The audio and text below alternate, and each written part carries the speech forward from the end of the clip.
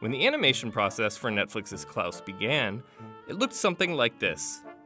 It eventually started looking like a pretty impressive 2D film. But then, the animators went one step further to create a film that looked like this. Suddenly, the characters looked three-dimensional. But unlike most animated movies these days, the characters in Klaus aren't CGI, and can't even be considered 3D. It's all just a trick of the light. About 300 people, including 40 animators, worked on the movie Klaus, which took over 2 years to make, and it was completed under the wire, just 1 month before it premiered on Netflix. So why did it take so many people and so much time? To understand, we have to go back to 2010. Long before Klaus was nominated for an Academy Award, to when director Sergio Pablos came up with the idea. Because his story was about the origin of Santa Claus, it appealed to nostalgia.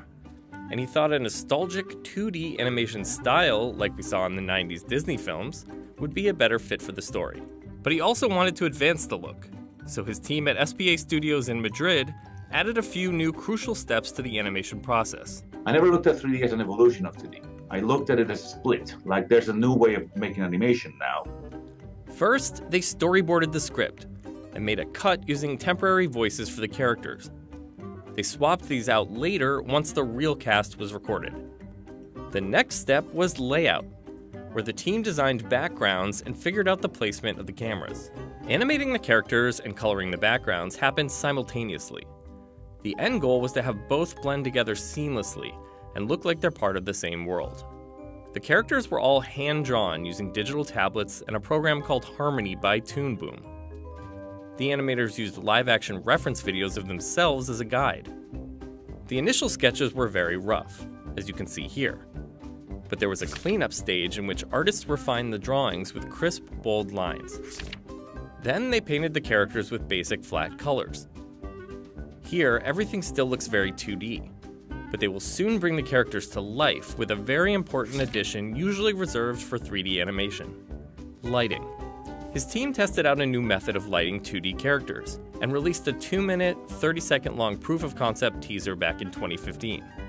The proof of concept looked good and secured them a deal with Netflix, but the process was too labor-intensive. So they partnered with a French company called Les Films de Poisson Rouge to help advance the technology, which they called CLAS, short for Klaus Light and Shadow. Poisson Rouge was able to make the tool much more efficient and easier for the artists to work with. The CLAS tool allowed the artists to paint with light, using a number of different types of lighting in various combinations, like key light and ambient light. With 3D CGI, light is added automatically to objects, but it's trickier with 2D. But with lines, with drawings, the computer needs a certain level of AI to even understand that this line corresponds to this line, and this hand is also this hand. The software tracks movement of the characters so the light and shadows will move with it. The program takes a very educated guess, but it's not 100% accurate, so the artists can go in and fine-tune it by hand. Painting with light allowed the artists to get creative, with details down to the tiniest reflections in their eyes, as you can see here. The team used lighting not only to make the characters feel more real, but also to help tell the story. For example, when Jesper is handing out papers to the kids like a drug dealer, he's always standing in the dark to illustrate his shady behavior. And when he's exposed at the end of the film by his father, he's the only one standing in the light, while the others are in the dark. Inspiration for detailed lighting techniques came from movies and TV shows, like using just a sliver of light to illuminate a character similar to this scene in Apocalypse Now. And this scene, when Jesper confronts the bully, was inspired by Breaking Bad. It's important that the backgrounds also look three-dimensional and follow the same lighting pattern as the characters, so they used color keys as a guide.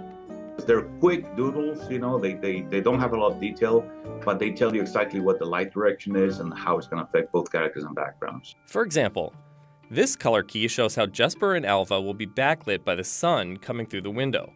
And this one shows a progression of how the light will change on Alva as she steps towards Jesper.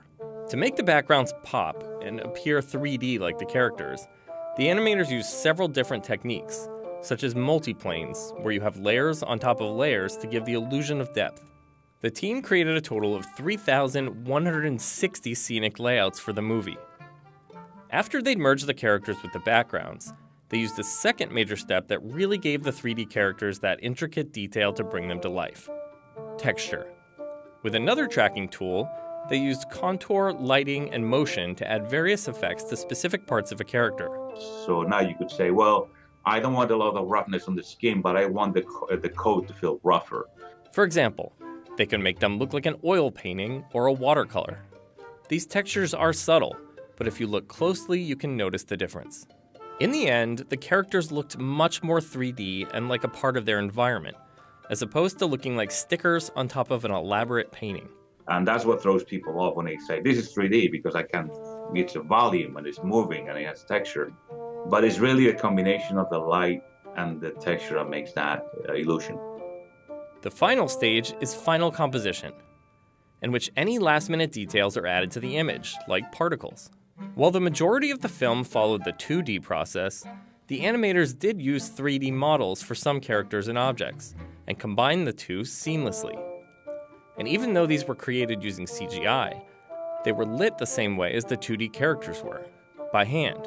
There's things that benefit from being drawn because they feel more organic, and there's things that are not supposed to look organic. There's things that are supposed to look solid, like wagons and doors and props. And it's really hard to make them feel consistent and solid through drawing. If you look closely, Jesper's wagon is 3D, and so are some of the reindeer.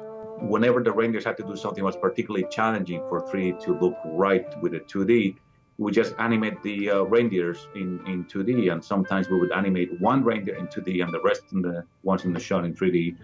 Scenes like this chase scene at the end of the film so seamlessly combine 2D and 3D elements that it can be difficult to tell which is which.